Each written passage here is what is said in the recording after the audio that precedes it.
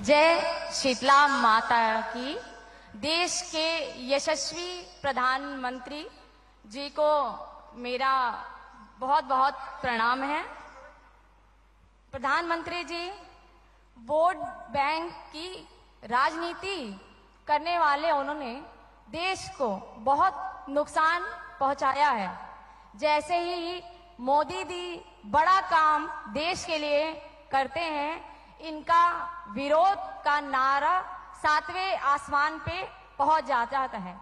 पहले हमने देखा था कि ये सभी 3 तलाक का बहुत विरोध कर रहे थे और अब यूनिफॉर्म सिविल कोड का विरोध कर रहे हैं, जिससे हमारे जो मुस्लिम भाई बहन हैं उनको काफी भ्रम हो रहा है और वे सब भ्रमित हो जा रहे हैं।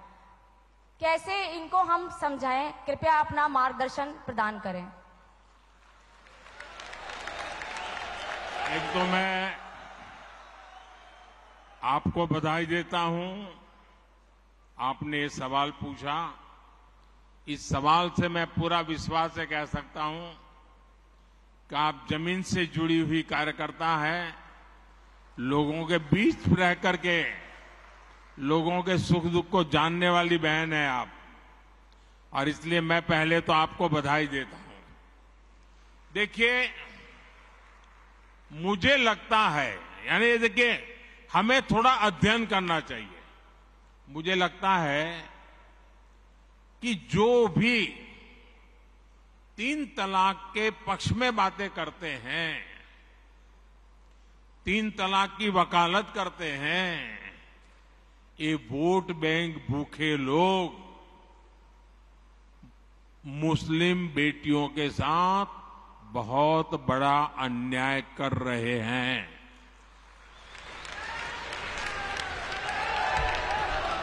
अच्छा, कुछ लोगों को लगता है कि भाई ये 3 तलाक से तो सिर्फ महिलाओं की बात हो रही है। 3 तलाक से जो नुकसान होता है ना, वो सिर्फ बेटियों को होता है ऐसा नहीं है, उसका दायरा उससे भी बड़ा है। आप सोचिए,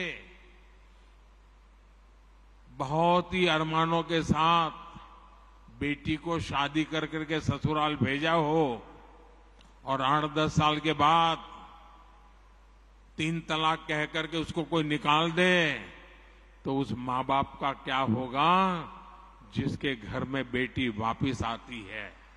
उस भाई का क्या होगा? वो भाई, पिता, सब उस बेटी की चिंता में इतने दुखी हो जाते हैं।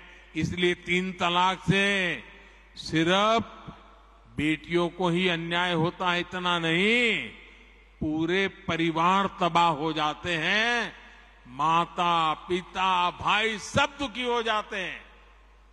और देखिए, दुनिया के अनेक मुस्लिम बहुल्य देश, इसका इस्लाम से संबंध होता तो दुनिया का कोई मुस्लिम देश 3 तलाक खत्म नहीं करता।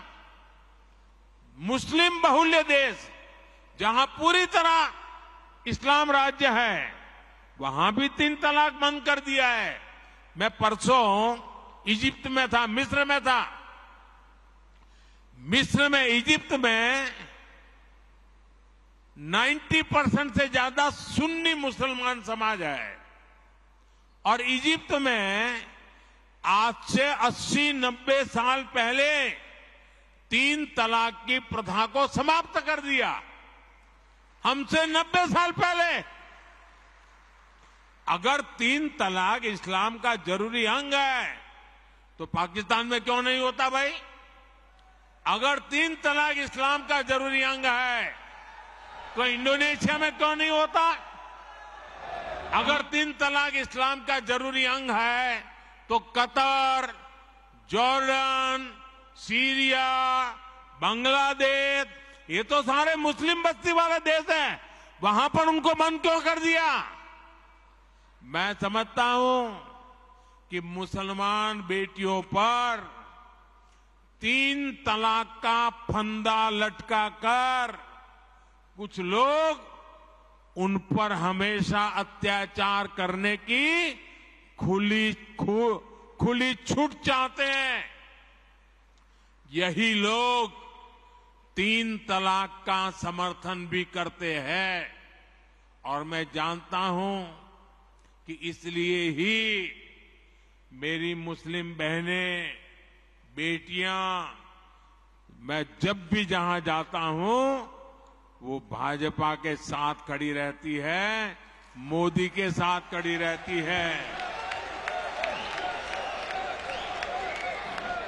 साथियों, भारत के मुसलमान भाई बहनों को भी ये समझना होगा कि कौन से राजनीतिक दल उन्हें भड़का करके उनका फायदा लेने के लिए उनको बर्बाद कर रहे हैं।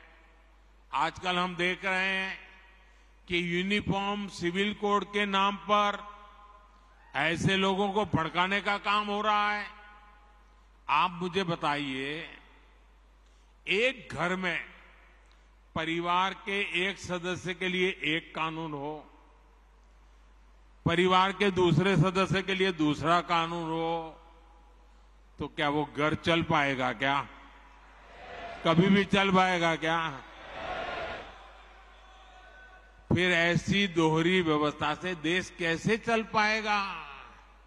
हमें याद रखना है कि भारत के संविधान में भी नागरिकों के समान अधिकार की बात कही गई है। साथियों, ये लोग हम पर आरोप लगाते हैं, लेकिन सच ये है कि यही लोग मुसलमान करते हैं। अगर ये मुसलमानों के सही मायने में हितैषी होते तो अधिकांश परिवार, मेरे मुस्लिम भाई बहन, शिक्षा में पीछे न रहते, रोजगार में पीछे न रहते, मुसीबत की जिंदगी जीने के लिए मजबूत नहीं रहते। और सुप्रीम कोर्ट ने बार बार कहा है, सुप्रीम कोर्ट डंडा मारती है, कह रही है कॉमन सिविल कोड लाओ, लेकिन ये वोट बैंक के भूखे लोग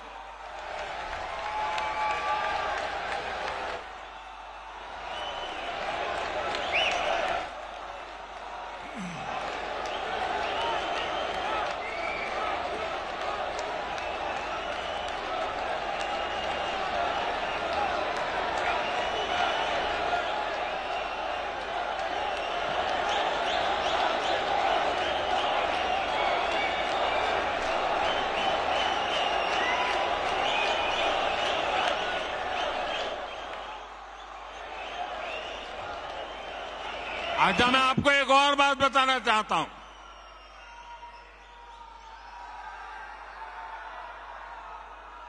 अगर आप हमारे मुसलमान भाई बहनों की तरफ देखोगे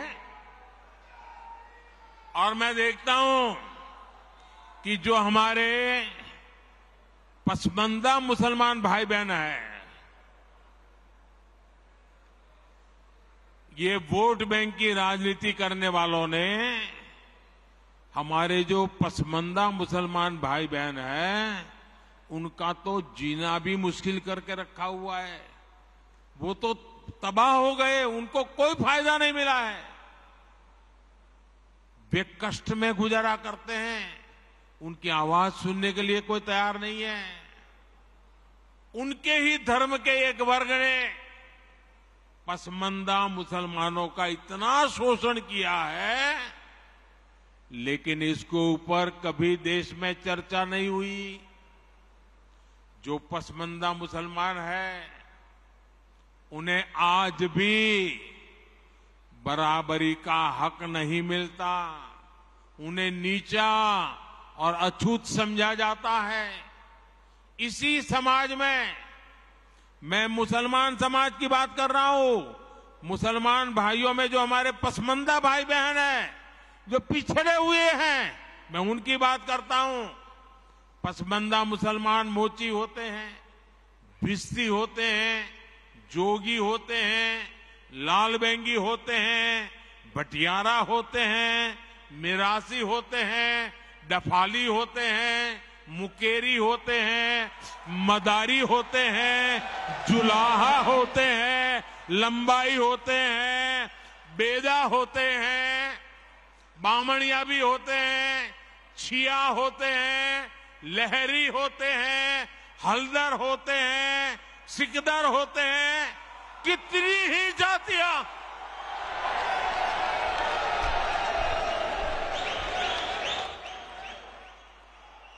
ये सब इतने पिछड़े रहे हैं, इनके साथ इतना भेदभाव हुआ है।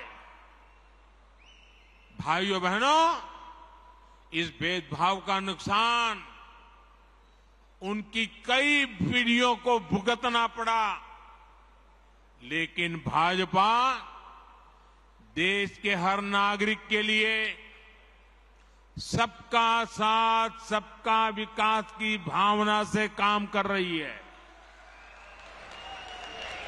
आयुष्मान भारत योजना ने उन्हें भी स्वास्थ्य सुविधा का हक दिया है। पीएम आवास योजना के तहत उन्हें भी अपना पक्का घर मिल रहा है। बीजेपी के कार्यकर्ता जब इन तथ्यों और तर्कों के साथ मुसलमान भाई बहनों के पास जाएंगे तो उन्हें ज्यादा बेहतर तरीके से समझाएंगे और उनका भ्रम भी दूर होगा।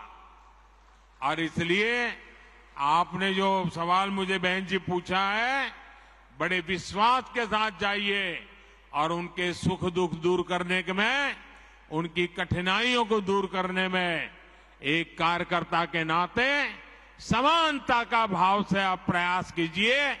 जरूर वो आपकी बात मानेंगे, समझेंगे भी।